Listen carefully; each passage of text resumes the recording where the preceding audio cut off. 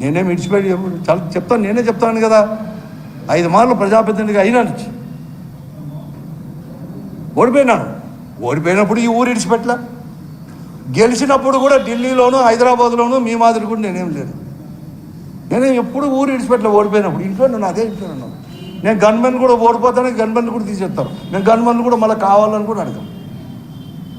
మన కారులో కూడా మీ మాదిరి 4 కార్లు 5 కార్లు పెట్టుకునే శక్తి కూడా లేదు ఈ బుద్ధుడికి కూడా. ఈ నిమాళ్ళు ప్రజాప్రతినిధికి అయినా కూడా 4, 5, రెండోది కూడా పెట్టుకోలేము. ఒకనే పోతాను, నాటి 2 పోతాను. నాకేం భేషజ్వారాలు లేదు, ఏమీ లేదు, దాపరికం లేదు, ఏమీ లేదు. పీపుల్ ఆర్ గ్రేట్ అన్నట్టప్పుడు ఓడించినా గెలిపించినా కూడా మాతో ఇప్పుడు మేము ఖర్చులు పెట్టుకొని పోగొట్టుకున్నాం. చాలు పార్టీ, నెక్స్ట్ ఈజ్ పార్టీ పెట్టుకుంది అంతే. మీ మాదిరి అయ్యా అట్లా మీకు ఇంటికి వచ్చి బెదిరిస్తామంటే 1 తూరు కాదు 2 తూర్లు మాట్లాడతాం. ఎందుకంటే మీ మాట నేను మాట్లాడను, ఎందుకంటే అందరు కూడా ఉన్నారు. మాకే కాదు, ప్రతి ఒక్క కుటుంబంలో కూడా అక్కలు, చెల్లెలు, భార్య,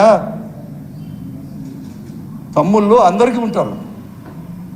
మీ మాదిరి మేము మాట్లాడేది కాదు, మాకు అట్లా నేర్పిలేదు. ఎవరు మాట్లాడరు. నేను చెప్తాను, ఎప్పుడు ఇడిచిపెట్టలేదు. 94లో ఈ రాష్ట్రంలో అధికారం కాలిపోతే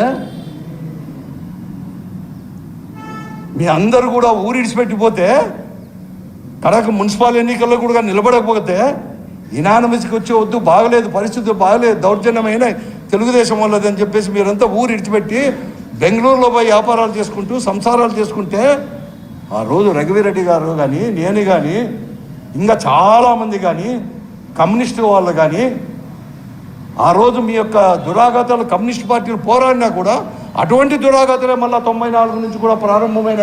ప్రభుత్వం మారినా, పార్టీలు మారినా, వ్యక్తులు మారినా అవే అవుతున్నాయని చెప్పేసి వారుతో కలిసి అంతా కలిసి ప్రజాస్వామ్యాన్ని కాపాడేదే కాకుండా మీ రాజకీయాన్ని కూడా మేము కాపాడినామయ్యా. నువ్వు మళ్ళీ 2004లోనే మళ్ళీ మీరు గెలిచినట్టు వచ్చి 2004లోనే ఆ తర్వాత మళ్ళీ కూడా 10 సంవత్సరాలు అధికారంలోకి వచ్చింది ఉద్దేశించి.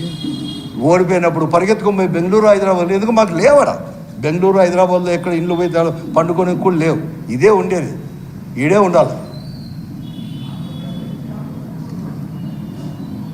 ఆ తెలుగుదేశం మీరేమి లేరేడు జిల్లాలో ఏదో మాట్లాడుతున్నారు అంతా. కానీ ఎవరో తిన్నారు ఆ పొద్దు మేము తప్పు చేసింటే గట్టిగా మాట్లాడిండాల్సింది, వాయిస్ ఇచ్చిండాల్సింది. ఎందుకు అంత భయపడిపోవాలా? ఇచ్చినారు కదా మీ పార్టీ వాళ్ళందరూ, మిగతా వాళ్ళంతా ఇచ్చి మీకు కాపాడుకున్నారు కదా. అధికారం ఉన్నప్పుడు మాత్రమే మీకు ఇవన్నీ కూడా. అందరినీ కొడతారు, అందరినీ తిడతారు, వ్యాపారాలన్నీ మాకే కావాలంటారు, జిల్లాలో అందరినీ చేస్తారు. మళ్ళీ కొత్తగా ఇప్పుడు ఇంతవరకు లేదు కానీ ఇప్పుడు మళ్ళీ కొత్తది, ఇది జాడ పట్టుకుంది. మాఫియాని తయారు చేసుకుంటున్నాడు, వాళ్ళతో మాట్లాడిస్తాడు. అమాయకులు పాపం, కౌన్సిలర్లు కావచ్చు, ఇంకోరు కావచ్చు,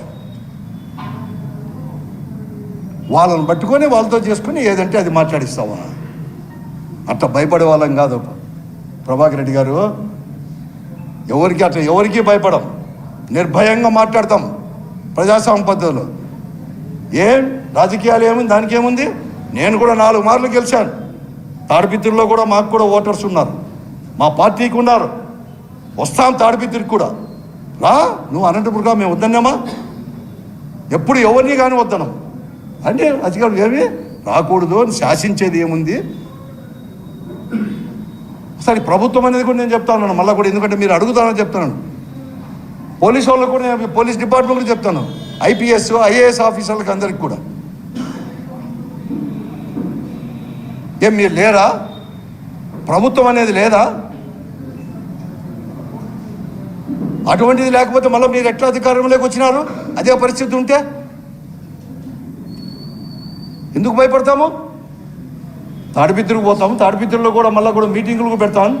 ఒక జిల్లా అధ్యక్షునిగా, పార్టీ అధ్యక్షునిగా, పార్టీగా కూడా పెడతాను. ఏమంటాం వస్తారు రాని, ఏం జరిగినా కూడా దాంట్లో ఎప్పుడు భయపడము. ఈ పశుబలమో జంతు బలమో, పశువుల కంటే జంతువుల కంటే కూడా వర్స్ట్గా బిహేవ్ చేస్తే ఎవరు ఓర్చుకునే వాళ్ళు లేరు, ఎవరు సహించే వాళ్ళు కూడా లేరు, ఎవరేం లేరు. నాకు పోతే ఉంటుంది, ప్రాణాలు పోతే పోతాయి, లేకుంటే లే, అంతేగాని ఇటువంటి వాళ్ళకి తావివ్వము.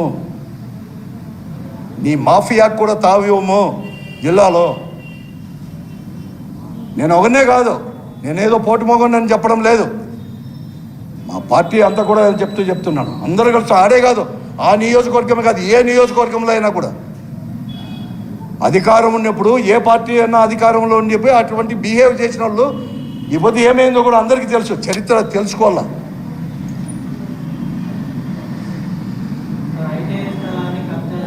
నేను చెప్తా, ఎంక్వైరీ ఏమైనా చేసుకోండి అని చెప్పి, ఎవరు ఎట్లా అందరికీ తెలుసు. ఐటీ దగ్గర ఐటీ పక్కన ఐటీ వచ్చింది, ఎక్కడే అన్నీ చెప్తున్నారు కదా, అన్నీ కూడా ఎవరైనా కానీ అన్నీ వాళ్ళే చెప్తున్నారు కదా. వాళ్ళ దాంట్లోకి ఎవరు పోతారు, వాళ్ళు ఎవరు పక్క చూడకపోతే చాలని భయపడే ఈ తరుణంలో వాళ్ళ దాంట్లోకి పోయి ఎవరు తీసుకుంటారు. నేను చెప్తున్నాను కదా, నేను సహకరిస్తాను ఎటువంటి ఎంక్వైరీకి అయినా కూడా. ఈ పొద్దే కాదు, మా నాయన లేకపోయిండొచ్చు, మా నాయన లేక కూడా ఇప్పుడు 24 సంవత్సరాలు అయింది మా తల్లిదండ్రులు లేక. అంత 67 నుంచి ప్రజాప్రతినిధులుగా ఉన్నాం కాబట్టి అక్కడి నుంచి ఇప్పటివరకు ఎంక్వైరీ చేసుకోండి. ఆడ అమ్మేరు కొనుక్కోండేదే భూములు, అదేదో 60 ఎకరాలు 60 ఎకరాలు ఉంటాయి మా ముగ్గురికి, అది ఇంకే